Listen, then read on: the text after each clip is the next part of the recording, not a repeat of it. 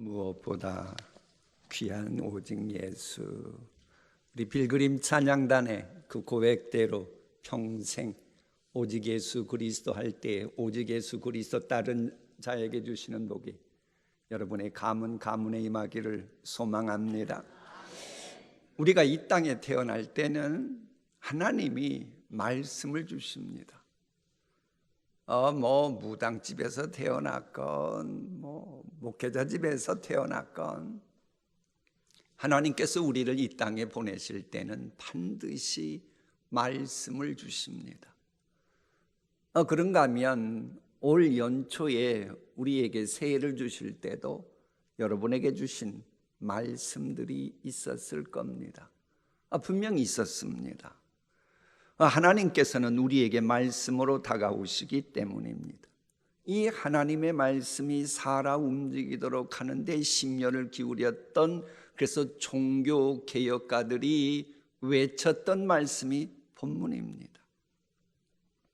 그러므로 우리는 들은 것에 더욱 유념함으로, 저 유념이라고 하는 말이 감이 안 올 수 있는데 그 NIV 성경이 재밌게 표현했어요. 외국 사람들 보면 뭔가 집중해라, 주의해라 할 때 attention please 이런 얘기 들어보셨죠? 그런데 유념함이라고 하는 말은 most라고 하는 이 성경은 그렇게 번역했어요. 가장 유념해라, 가장 주의해라, 그 표현이에요. 그 내용이 뭐냐? 우리가 흘러 떠내려가지 않도록 함이 마땅하니라. 이 밑줄 치는 흘러 떠내려간다라고 하는 말의 기원은 그렇게 돼요. 항구에 배를 정박해 놨는데 닻을 밑으로 내리는데 약간 실패가 있어가지고 배가 나도 모르는 사이에 서서히 항구에서 떠내려가는 것을 의미합니다. 그러니까는 바닷물의 조류에 의해서 서서히 떠내려가는 거예요. 물론 배는 엔진을 꽂고 가만히 있었습니다. 성장이 아무 행동도 하지 않았어요. 그런데 이게 내 의지와 상관없이 자연스럽게 항구를 떠나게 되는 겁니다. 이렇게 몹시 추운 날씨인데도 새벽을 깨우고 있는 여러분이라면, 여러분과 여러분의 가족이 타신 배가 소원의 항구에서 점점 멀어져 갔고 흘러 떠내려갔다면 그건 여러분들이 하나님을 향해 반항했기 때문이 아니고, 하나님을 무시했기 때문이 아니고, 나도 모르는 사이에, 방심한 사이에 그렇게 되었다는 거예요. 제가 여러분 비유 맞추려고, 여러분 기분 좋게 하려고 이 말하는 게 아니고 영적인 진단을 하는 겁니다. 이 추운 겨울에도 하나님 앞에 나와 새벽을 깨울 정도라면 여러분이 하나님을 향해 대적하고 그러다가 여러분이 소원의 항구에서 멀어진 것이 아니라고 하는 겁니다. 그래서 이 깔뱅은 본문 말씀을 주석하면서 이런 말을 해요. 복음에서 멀어지는 것은 갑작스러운 반역이 아니라 점진적인 태만에서 시작되었다라고 주석합니다. 마치 바다에 있는 사람이 그 구명보트인가요? 뭔가요? 어쨌거나 그 노는 거 있잖아요. 노는 거, 그거 보고 뭐라 그래요? 튜브. 침에 걸리지 않을 줄 믿습니다. 그 튜브에 있어서 놓고 하늘을 바라봐요. 아름답다. 보기 좋다. 이 푸른 하늘 창조하신 하나님 찬양합니다. 그러고 있었어요. 그런데 갑자기 저쪽에서 소리 지르고 죽으려고 미쳤어요. 어디까지 갑니까? 하고는 위험한 지경으로 갈 때가 있어요, 없어요? 왜 그런 거예요? 내가 고의로 그런 거예요? 바다 물결이 그렇게 흘러 떠내려가게 만든 거예요? 지금 그 얘기하는 겁니다. 본문은. 이 본문은 여러분을 정죄하는 말씀이 아닙니다. 소원의 항구에서 지금 연말 마지막 날이 되어서 왜 나는 멀어졌는가라고 말할 때에 반드시 여러분의 탓이라고만 말씀하시는 게 아니고, 어쩌다가 그렇게 되었는지 여러분의 고의성이 있었다라고 주님께서 여러분을 구중하시는 말씀이 아니라고 하는 겁니다. 나는 아무 데도 가지 않았지만 바닷물이 그렇게 한 겁니다. 그래서 본문은 노골적으로 믿음을 버리지 말라, 지금 그 말씀이 아니잖아요. 저 말씀은 노골적으로 믿음 왜 버리냐, 그 얘기가 아닙니다. 그 얘기가 아니고 세상 유행 풍조의 흐름을 과소평가하면 저렇게 된다, 그 경고를 하는 겁니다. 말씀을 듣기는 했지만은 세상을 살아갈 때에 말씀의 줄을 굳게 잡지 않으면 나도 모르는 사이에 소원의 항구에서 멀리 멀리 떠내려가게 된다고 하는 이 세상 유행 풍조의 흐름 명심하라는 겁니다. 평안과 번영 속에서 말씀의 줄을 아차하고 놓치면 내가 소원의 항구에서 멀어져 가는 거예요. 분주한 생활 속에서, 역경 속에서, 혹은 유혹받아서, 혹은 현실에 대한 너무 깊은 애착 때문에, 혹은 죄를 사랑함으로, 혹은 그릇된 생각 때문에, 혹은 어떤 환경에서건 말씀을 굳게 붙들지 않으면 흘러떠 내려갑니다. 소원의 항구에서 멀어져 가는 거예요. 위험해지는 겁니다. 고의성이 아니라니까요.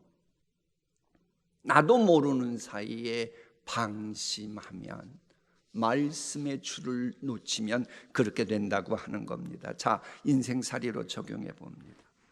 혹시 여러분, 야, 내가 어쩌다가 이런 지경까지 왔지? 우리 가정이 어쩌다가 이런 지경까지 온 거야? 한 적은 없으십니까?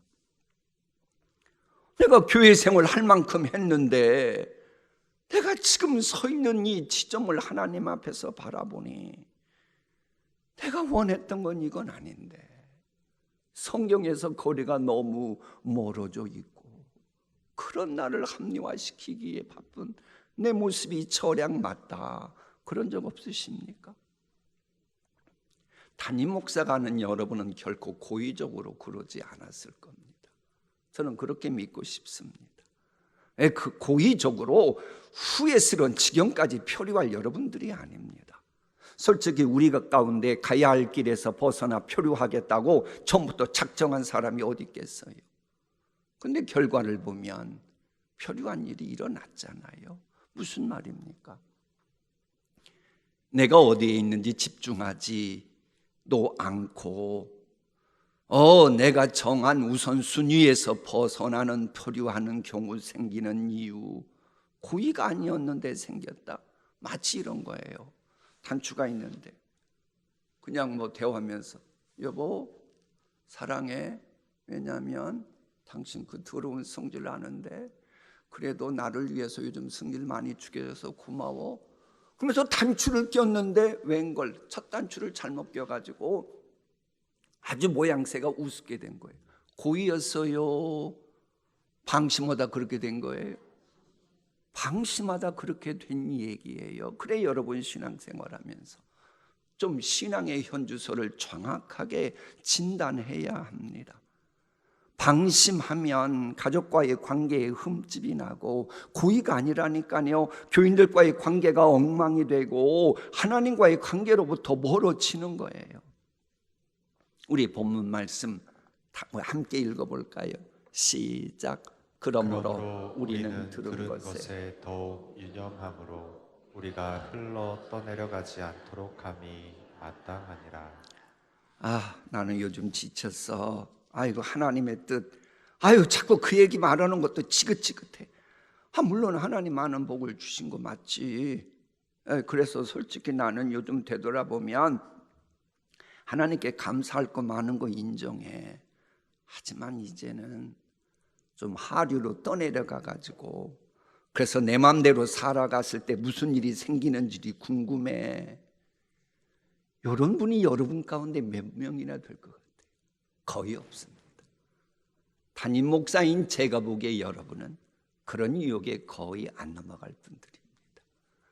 그런 유혹이 와도 사탄아 물러가라 하고 결코 여러분은 내 마음대로 이제 살겠다 그럴 분들이 아닐 겁니다. 혹 화가 나가지고 요시 하나님 두고 봐요. 그랬다가도 시간 조금 지나면 천부의 의지 없어서 손들고 옵니다. 그럴 분들입니다. 여러분은 그래요. 그래 여러분에게 드리고 싶은 말씀이 그겁니다. 그래도 왜 표류하게 되느냐? 가면 보면 무슨 이유 때문인지는 몰라도 나도 모르는 사이에 그렇게 된 결과가 있었을 뿐인 겁니다. 그렇잖아요. 우리가 스스로 소원의 항구에서 점점 멀어져 가도록 노를 저은 적이 있습니까? 없잖아요. 그저 세상의 흐름에 몸을 맡겼을 뿐인데 어느 사이에 만복의 근원 되신 하나님과 꽉 붙들어 매는 말씀으로 멀어져 갔을 뿐입니다. 소원의 항구와 멀어져 가고 있음을 직감했던 어느 성도님이 한 얘기입니다. 목사님, 나는 믿음을 버린 적이 없어요. 근데 왜 이렇게 소원의 항구에서 멀어져 가고 하는 일마다 꼬이는 거예요? 언제부터 이렇게 된 거예요? 정확하게 진단해 드릴까요? 그렇게 말씀하실 분들은 맞을 겁니다. 믿음에서 떠난 적이 없을 겁니다. 근데 왜 그렇게 됐어요? 어느 순간부터 말씀 묵상을 멈췄기 때문입니다. 기도 생활을 하지 않았기 때문입니다. 신령과 진정으로 하나님께 예배드리는 데 실패했기 때문입니다. 죄에 대해서 민감하지 않았기 때문입니다. 나 자신을 쳐서 복종시키는 그야말로 날마다 나를 부인하는 데 실패했기 때문입니다. 고의성만 없으면 나의 길은 순탄할 것이라고 어린애처럼 생각했기 때문입니다. 애들은 그럴 거 아니에요. 아니 나는 엄마 그냥 튜브에 앉아서 저쪽으로 가려고 하지 않았어. 근데 그렇게 된 거야. 그런 핑계에 불과한 거예요. 간혹 자신이 알고 있는 것에 너무 올인하는 분들이 있어요. 예를 들면 아니 내가 가야 할 소원의 항구가 사라지는 건 아니잖아요. 맞아요? 들려요?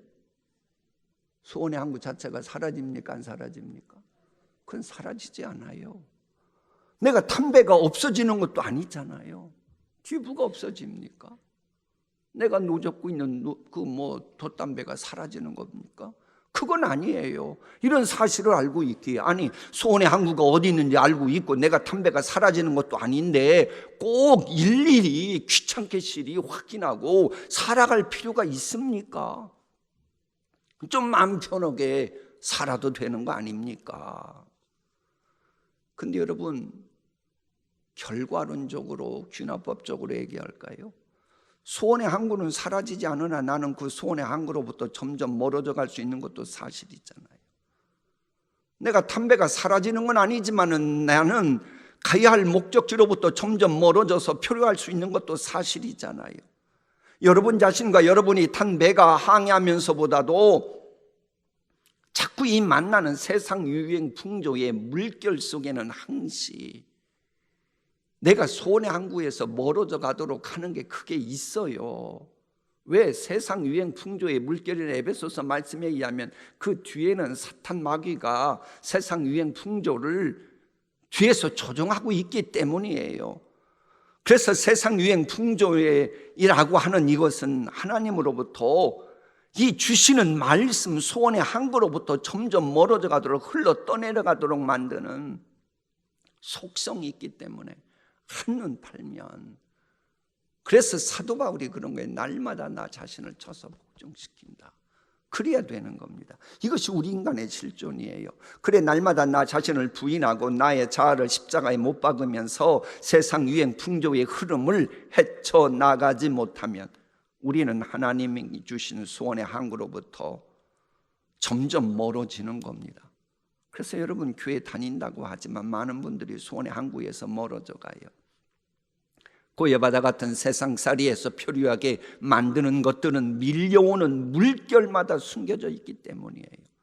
그래서 하나님의 말씀대로 노를 저어가는 교인들 찾기가 어렵다고 이런 평가 나오는 거예요. 뭐 교인들이 다 문제 있어서가 아니고 어느 순간부터 방심해서, 그건 교회도 마찬가지예요.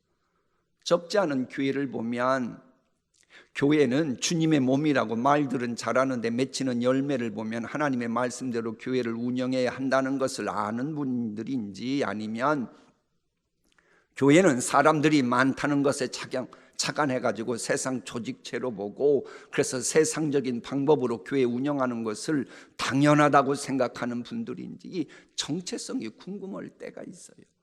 여러분도 부서 가서 일하실 때 꼭 나는 지금 어떤지 보세요. 그 열매로 보면 아는 겁니다. 그래 예수님께서 하신 말씀이 있어요. 예수님 때도 그랬습니다. 좁은 문으로 들어가라. 멸망으로 인도하는 문은 크고 그 길이 넓어 그리로 들어가는 자가 많고, 생명으로 인도하는 문은 좁고 길이 협착하여 찾는 자가 적음이라.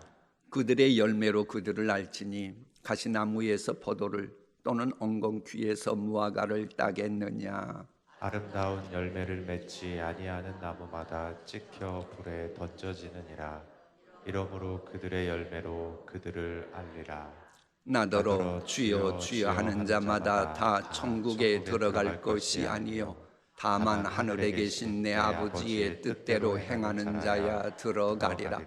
더 저 말씀을 보고 올해 내가 좋은 열매 맺는데 실패했으니 나는 완전히 이러는구나, 찍히는구나, 이렇게 생각하면 참 제가 목회하기가 힘들어져요.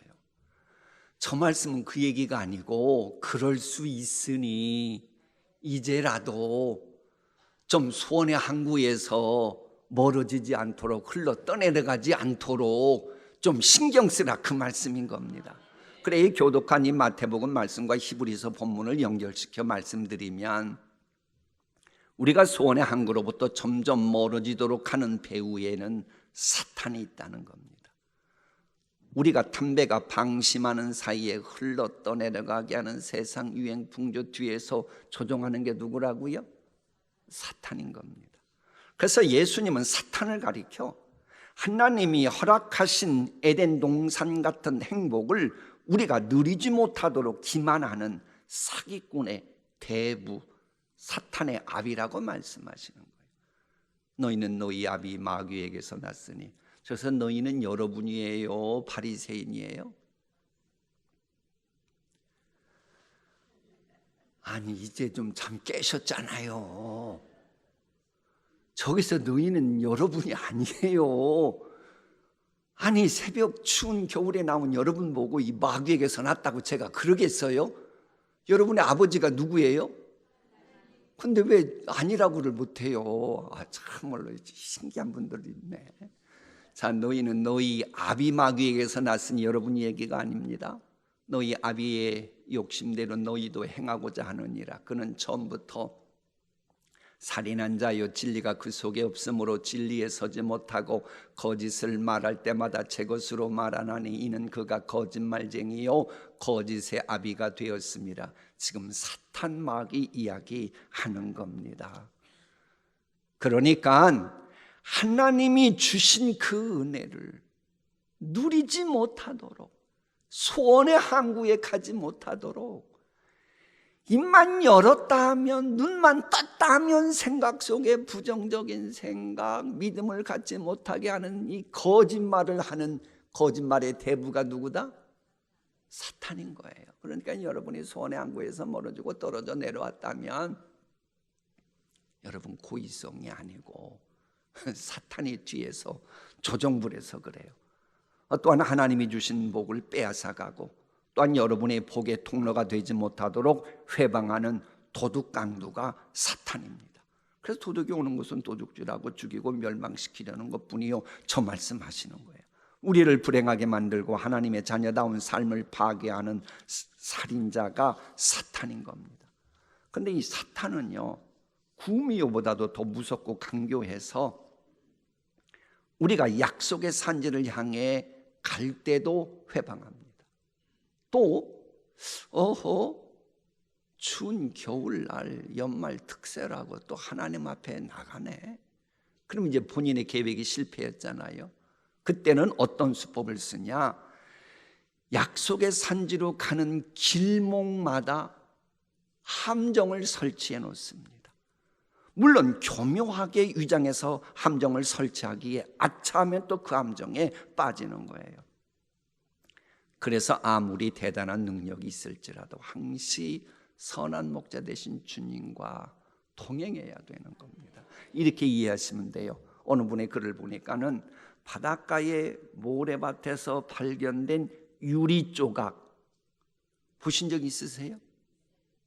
그러면 바닷가 해변가에 있는 유리 조각을 보면 언뜻 보면 유리인지 구별하기가 힘이 듭니다. 왜? 모래, 바닷물, 태양, 바람의 유리 조각에 닳아가지고 유리 조각의 날카로움이 없어진 거예요. 그리고 이 유리 조각이 여기저기 스쳐가지고 기스가 많이 나가지고 이게 유리처럼 반짝반짝이지도 않아요. 그러다 보니 해변가 걷는 분들이 그거 밟아도 위험해요, 안 해요?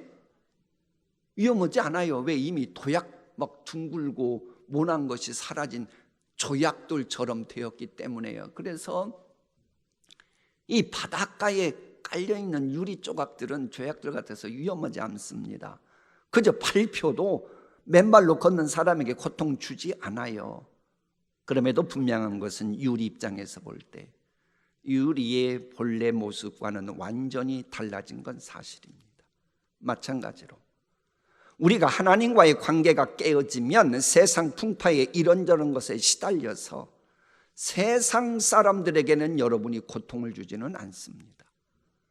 왜? 이게 지금 빛인지 아닌지 어둠인지 헷갈리는 상태 됐으니 고통스러워하지 않습니다만은 결국 우리의 믿음은 무뎌져 가지고 끝내는 불신자들에게 짓밟히는 그저 그런 사람으로 전락하고 마는 겁니다.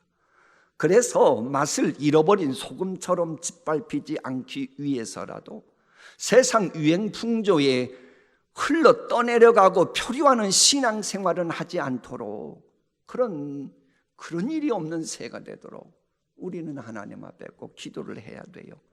그러기 위해서 반드시 기억해야 될 말씀이 있어요. 속지 말라. 악한 동무들은 선한 행실을 더럽히나니 깨어의를 행하고 죄를 짓지 말라. 저 말씀 잘 보세요. 속지 말래요. 왜? 악한 동무들은 선한 행실을 더럽히는데도 나도 모르게 그를 악한 동무들을 좋아하기 때문이에요. 이 적지 않은 분들이 하나님 무시하는 분들과 어울리면서도 전혀 무시될 것, 문제될 게 없다고 하는 분이 있잖아요. 아, 목사님, 저는 그 영혼을 전도하기 위해서 그하고 가까이 지내는 겁니다. 혹은 세상에 살지만 세상에는 속하지 않는 삶을 연습 중입니다 라고 말하면서 하나님을 만홀히 여기는 자들과 마음을 터놓고 지내는 사람이 있어요. 근데 왜 그런 줄 아십니까? 그게 편하기 때문이에요. 왜 편한지 알아볼까요? 사실 우리가 신앙생활을 한다고 하지만 우리에게 죄성이 있어요, 없어요? 죄성이 있어요. 그러다 보니 거룩한 그리스도인들과 어울리는 것은 불편한 겁니다. 여러분 안 그럴 것 같아요? 나에게 죄성이 있는데 거룩한 사람과 자주 어울리는 게 이게 어떤 때는 막 불편해요. 자, 왜 그런지 볼까요? 거룩한 그리스도인들은 세상적으로 볼 때 별 재미가 없어요.